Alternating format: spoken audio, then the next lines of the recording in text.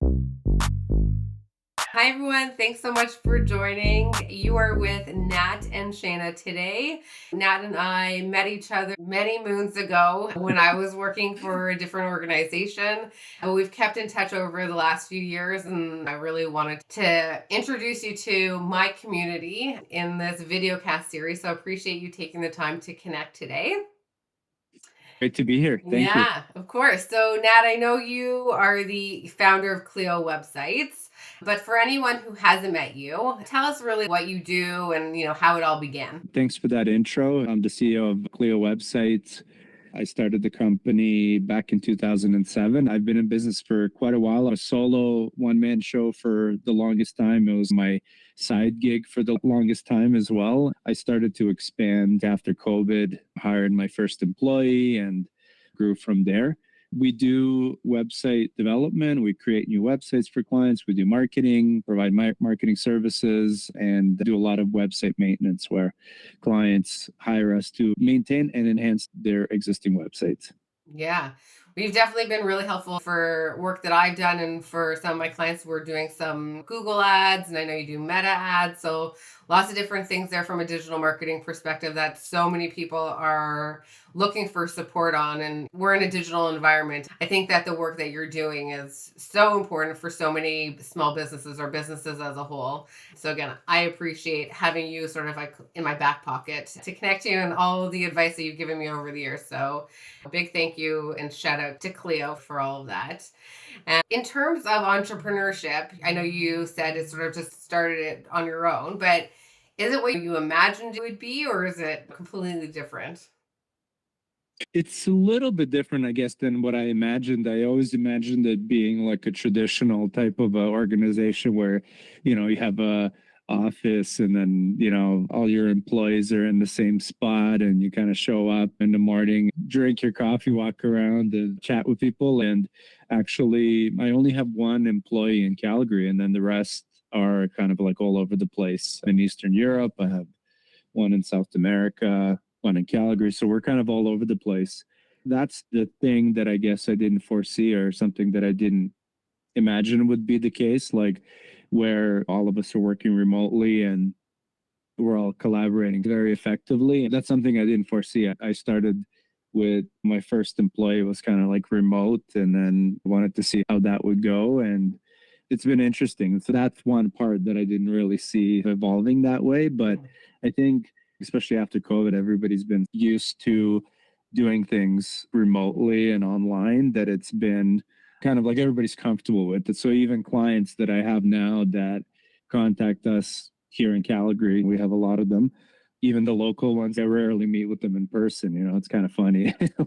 we're Yeah. all on Google Meet and whatever, and we're probably a couple of blocks away, right? So I don't have an office. I work from home, and everybody works remotely. And I think everybody's kind of used to that. But that's one thing I didn't really like when I started my business in 2007. That's not how it was, right? Everybody kind of sat in an office, and everybody was sort of co-located, and it was a different time, I guess.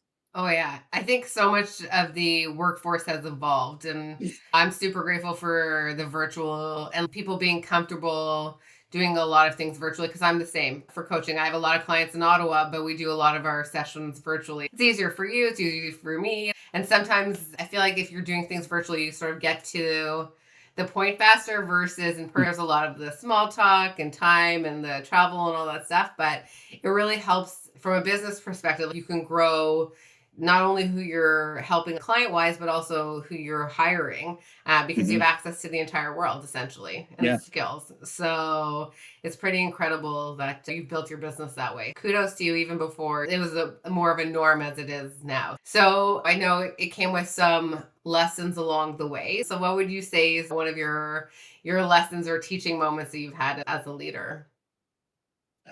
Yeah, I mean, I have them, I think, every day. The nice thing about this business, you're always learning new things and skills and lessons, I guess.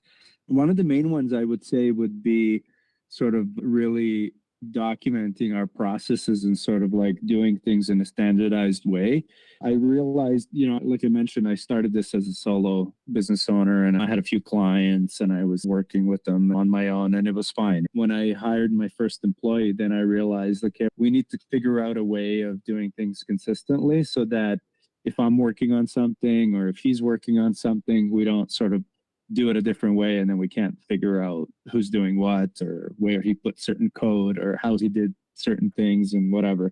So, early on I realized the importance of having standardized processes for doing things in a standardized way so that as the team grows and evolves that we're all kind of doing things consistently and that if somebody's away somebody else can pick up the work and sort of continue on.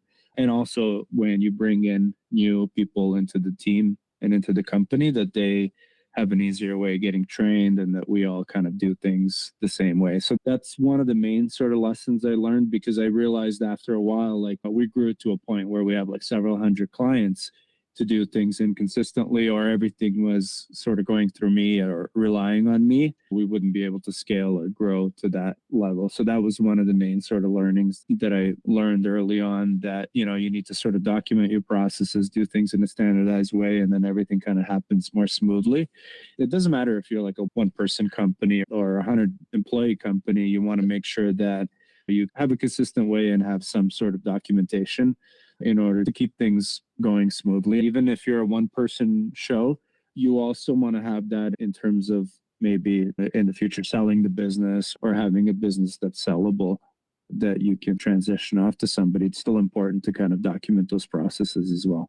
I mean, you're like speaking my love language. This is conversations that I have with a lot of clients, whether they're in the startup world or they've been in business a few years and they're in the growth phase and they don't necessarily know how to hire, who to hire, how to train them. And it's really about the processes and what you put in at the beginning because like you said, whether you're hiring somebody or consistency with clients and stuff like that, to have these things documented and everyone's speaking the same language and following the same sort of script is so important to grow or even sell a business in the future. It's funny because I'm trying to put that into place with mine, but I'm like, oh, every client that I work with is so different in their needs. So, it's that constant reminder that all of us need to have it as we're trying to grow and be successful in what we do. I love hearing that. So thank you. And Mhm. everybody, make sure you're listening to that specifically.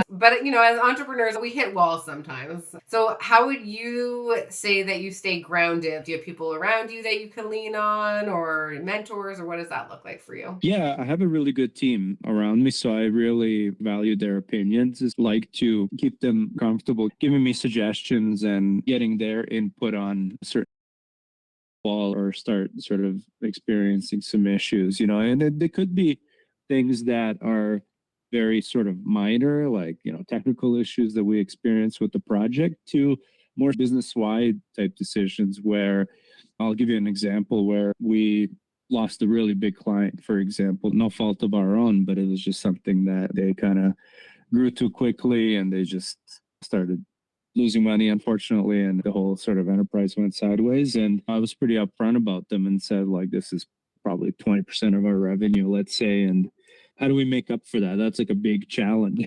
It's not Yeah. something that would be in their pay grade to solve. But I got some really interesting and creative ideas on how to grow the company in different directions in order to make up for that lost client. And I wasn't expecting them to solve the problem for me. Obviously, that's part of being an entrepreneur and part of being a business owner. But it's still interesting that when you put things from that perspective into your employees' hands, they'll come up with things that you might not have thought of, and this is always part of the game in this business. You're always losing and gaining clients. That's just the reality of it.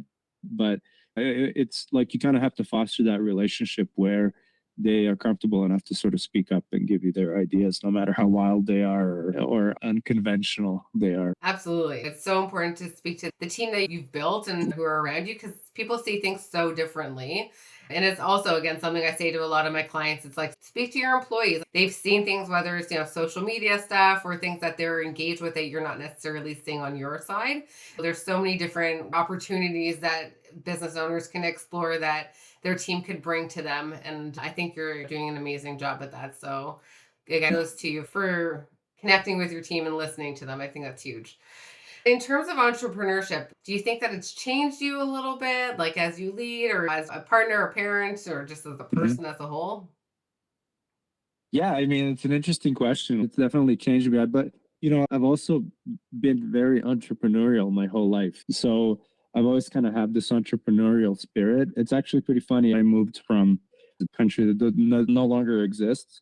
And when I moved to Canada when I was 13, I moved from a country that was like a communist country. There was no entrepreneurship. It was actually frowned upon. Basically, that society was like, if you're somewhat ambitious, you'd probably go into politics or whatever and try to get a political post or something. It was kind of interesting. My dad was very entrepreneurial and some of my other extended family, but that was frowned upon. When we moved here, I was like, wow, you can start an actual business and get people to pay you for your services and things. That was always so fascinating to me. So I've always had businesses, even as a kid. When I was around 18, I had this car flipping business where I would go to auctions and buy cars and then fix them up and Cool. resell them. It was a great way to learn sales, which is so important in entrepreneurship. I've had so many different little business ventures like that where it's always been sort of part of my upbringing and spirit and stuff. So I don't know if it necessarily changed me, but what I would say is that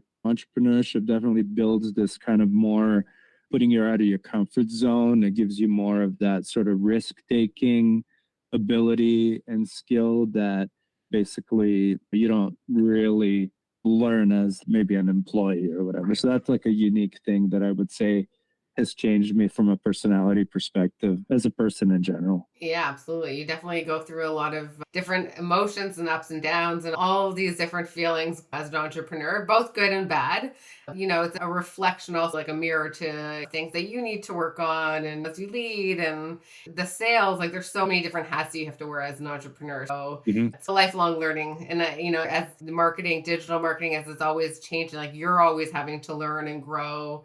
I remember when I was in marketing school, by the end of the program, everything would have changed. And so I'll learn some stuff on social media, and then it's like, oh, just kidding. They just made 6 more updates today. So everything I know doesn't apply anymore. Your world is constantly evolving. So kudos to you for making sure you're on top of that. So, speaking of which, you're working with a lot of businesses. So, how are you making a difference for the clients that you're working with?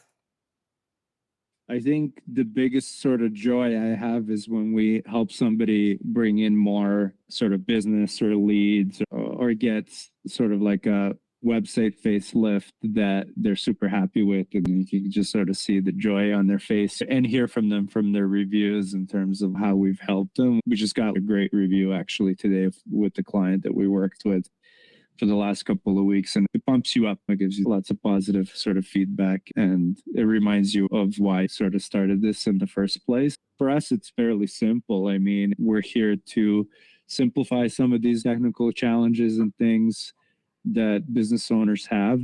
I always have the saying, we'll have business owners that come to us that have tried to make their own website for months and just kind of struggle and still don't get what they want. And then they hire us to do it right. And they're like, oh man, I wish I did this initially from the get go Oh, instead yeah. of wasting like 6 months Oh, out of yeah. my life learning this skill I'll never use again. I always tell people, like, would you rather be learning web development stuff or would you rather be focused on growing your business? Because in those 6 months, you could have totally focused on getting more clients, going out talking to people, and growing your business in other ways while you leave the technical things to somebody who does it all the time, right? Oh, yeah. And so to us, making a difference means meeting whatever the goals they've had for working with us, being either launching a new website so that they can increase their visibility or fixing something that they were struggling with for several months when it comes to their like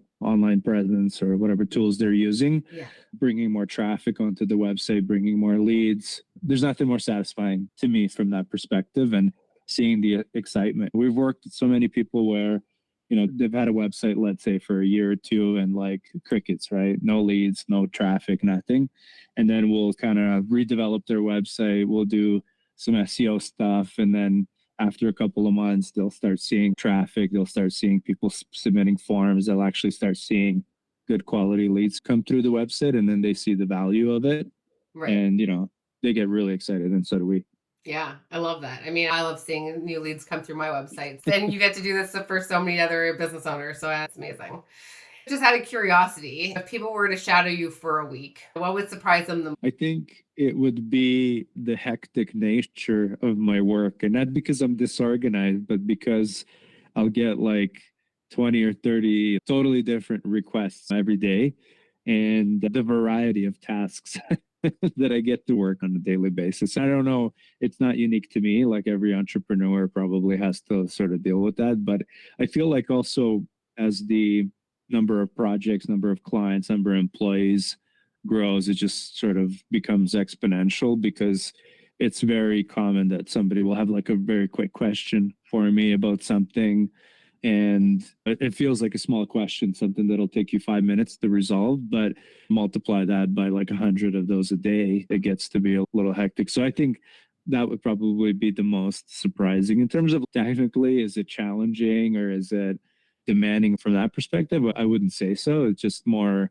through experience, knowing what needs to be done and when and how. That type of stuff would probably be overwhelming for somebody who hasn't sort of done or been involved in this type of work. Well, that's it. You say it's not overwhelming for you, but if I got those emails, I would have no idea what to do with them. All right. So, wrapping it up, is there anything new and exciting that's happening for Clio websites or anything you can share? Yeah. I mean, for us, the biggest thing right now is incorporating some of these AI tools into how we're working on things and how we do things internally, and also the type of services that we're offering to clients. So, for example, something that we're really excited about is being able to roll out a new sort of chat client that we've developed that plugs into OpenAI and can actually understand your website and the content that you have on the website in order to answer questions through a chat bot on your website. So that's something that we're rolling out to all of our clients if they're interested in. It's going to make a real big difference, especially busy sites where they might get a lot of inquiries. It's really powerful to have a chat client that not only utilizes like chat GPT and OpenAI technology, but also understands the context of your business and the services that you provide. So that's pretty exciting for us. We always have lots of ideas. Fortunately or unfortunately, depending on how you want to look at it, we're busy with client work, so we never kind of get to these little pet projects to improve things. But this is one we've been working on for a while, and we're excited about it. I love it. Well, keep me posted on it. I'd love to see that when it's up and running, and maybe I'll see it on my website one day soon. Yeah, exactly. I love it. All right. Well, thank you so much for spending time with me today. How can people get a hold of you? LinkedIn or Twitter is probably the best. My handle is Nat Miletic, my first and last name. On both of those, looking forward to connecting with people. Thanks so much for having this. My pleasure. Thank you so much.